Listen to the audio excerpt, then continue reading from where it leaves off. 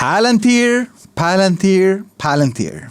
I was about to wait until tomorrow to make this video, to make a point that I'm not excited about one earnings call. That it's all about the long-term investing, and it is. But what Palantir has done today was absolutely mind-blowingly shocking and was so insane that I had to drop everything I was doing literally and come on here and tell you how insane of a quarter this company has delivered. Now, I'm not going to talk about the share price. I'm not going to talk about the after-hours action and how much this stock is up today or tomorrow because I don't care. I'm here for the next 10, 15 years, if not more. But I am going to talk to you about these numbers because they are out of this world, folks. Absolutely insane. In the words of Alex Karp, who has now solidified himself as a top 3 CEO in the world, Palantir has eviscerated this quarter, hands down. Just insane. Insane. So, year-over-year revenue growth of 30%. U.S. commercial growth of 44%. And a much, much improved guidance, which you can't forget in these times, makes or breaks companies.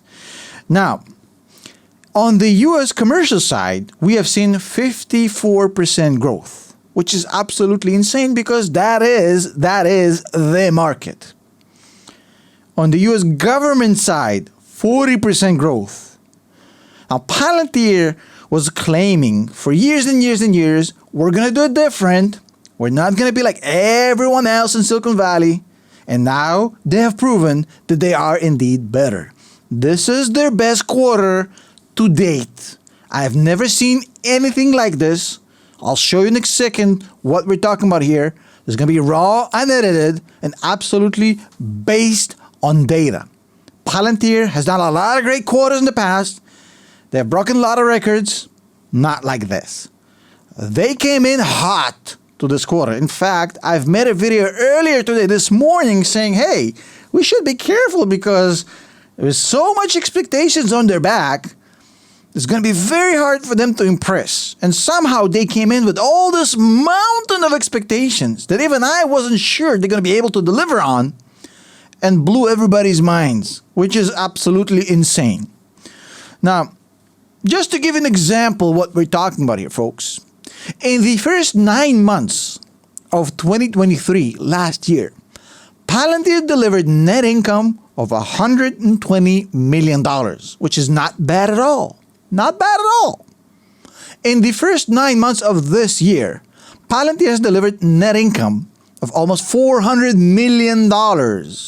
That is an increase of 225% from the previous 9 months. At the same time, the operating expenses that Palantir expended to increase its net income by 225%, the operating expenses went up by 8%. Show me another company on this God-given earth that can generate 225% increase in net income with an increase of only 8% in operating expenses. It does not exist, folks. This is a unicorn. If I was to make a 99 overall, full sliders, NBA 2K ultimate player that can dunk, shoot threes, play perfect defense, run at 99 speed, basically a cheat code, this would be it. This would be the perfect sliders in the video game to create a player that can't miss. Now, Palantir have delivered 104 $1 million plus deals in the past quarter. The customer list grew by another 40%, which is insane. Now, here comes the good part. Here comes the hammer. The GAAP net income of Palantir is now a 20% margin. It is absolutely insane that we are at this margin at this point. Even better, the rule of 40 of Palantir, which was already expensively expressive, massively, insanely good, somehow the rule of 40, which is the free cash flow margin plus the revenue growth percentage, you add them up, if you get 40, that is great. Palantir was above 50, mid-50s, 60s. 68 rule of 40. which is absolutely insane. Insane. Only companies like Nvidia can deliver better numbers, and that's with imaginary monopoly numbers. A 68 rule of 40 for a company that have increased its net income 9 months to 9 months by 225%. Its net income at 20%, 40% customer growth, 54% US commercial growth. And all that, we haven't even touched on the most insane and impressive part in these earnings, which is absolutely mind-blowing to me. Yes, somehow all of this was just the appetizer. Now check this out. As you know, Palantir is sitting on a pile of cash, $4.6 billion. That is insane, given the fact that they virtually have no debt. That is also not the most impressive part. What I found most impressive about this is that Palantir, for the first time in history, broke a record that I didn't think they'll break. Palantir delivered a free cash flow margin. Hear this, please. A free cash flow margin of 60% in this quarter. A free cash flow margin of 60% with a 12-month running number of $1 billion. If you look at the past 12 months, Palantir generated $1 billion of free cash flow. That is insane. That is insane. And they're guiding for $2.8 billion for the entirety of 2024, which is absolutely insane. Now, look, Palantir has been doing great so far. For the past 3 years, they grew their revenues, the operating expenses went down, which is insane. The EBITDA grew by thousands of percent. And a lot of people thought that this burden is going to be too heavy for the company to carry, and maybe it will be, I don't know, in the short term, I don't know.